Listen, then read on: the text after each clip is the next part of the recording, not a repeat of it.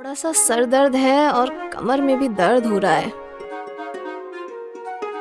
गट्टू mummy के लिए special अदरक वाली चाय बनाने लगा।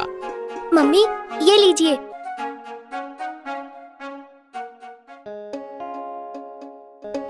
गट्टू चिंकी काफी समझदार बच्चे थे, बिल्कुल आपकी तरह। वो सबकी मदद करने के लिए हमेशा तैयार रहते थे। स्कूल हो, सोसाइटी हो या फिर घर, गट्टू चिंकी सबकी मदद करते थे।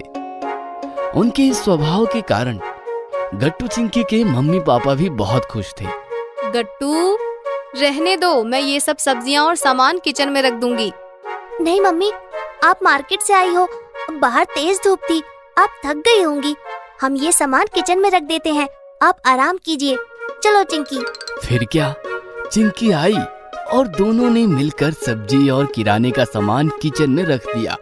इतना ही नहीं, चिंकी मम्मी के लिए पानी लेकर आई और गट्टू मम्मी के लिए स्पेशल अदरक वाली चाय बनाने लगा। मम्मी ये लीजिए, आपकी पसंदीदा अदरक वाली कड़क चाय। आपको मेरे हाथ की चाय पसंद है ना? यह देखकर मम्मी तो बहुत ही ज्यादा खुश हो गई। थैंक्स बेटा, thank you so much. Housewife थकी हो और उसके हाथों में गर्मा गर्म पसंदीदा चाय की प्याली आ जाए तो उसे कितनी खुशी होती है, ये बहुत कम पति और बच्चे जानते हैं। मुझे खुशी है कि मेरे बच्चे अपनी मम्मी की खुशियों का ख्याल रखते हैं, उनकी मदद करते हैं। थैंक्स मम्मी, हमें स्कूल में सिखाया गया था, बच्चे हुए तो क्या हुआ, बच्चों को भी जितना हो सके उनको उतना काम जरूर करना चाहिए।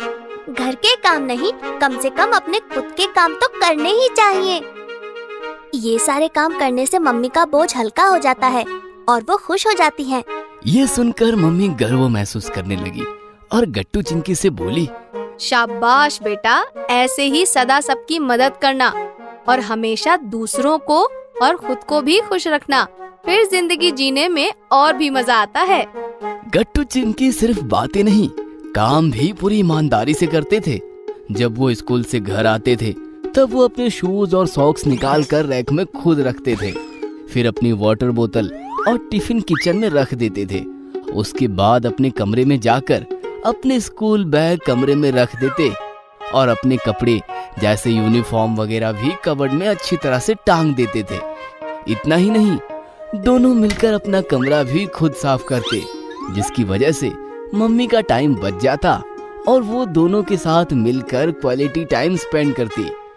एक दिन की बात है, गट्टू चिंकी स्कूल से घर लौट रहे थे। हरी भी उनके साथ ही था।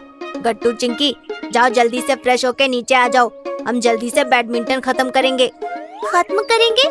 हम थोड़ी बैडमिंटन का मैच खेल रहे हैं, हम तो बस एंजॉय करते हैं।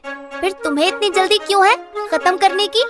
वो क्या है ना, आज मम्मी पापा के ऑफिस से आने के बाद हम सब बाहर जाने वाले हैं डिनर करने, चौपाटी घूमने भी जाना है, इसलिए सब जल्दी जल्दी निपटाना चाहता हूँ।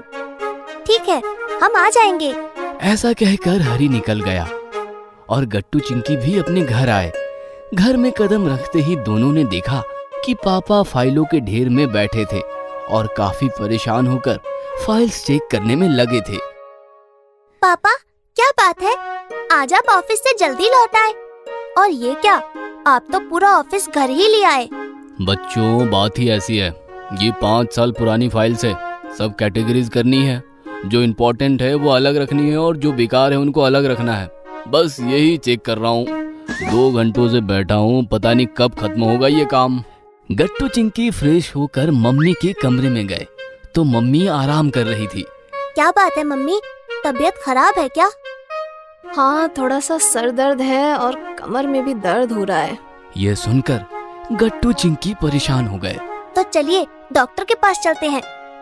अरे नहीं नहीं, इतनी भी बड़ी बात नहीं है, कॉमन है, थोड़ी देर आराम करूंगी तो दर्द ठीक हो जाएगा।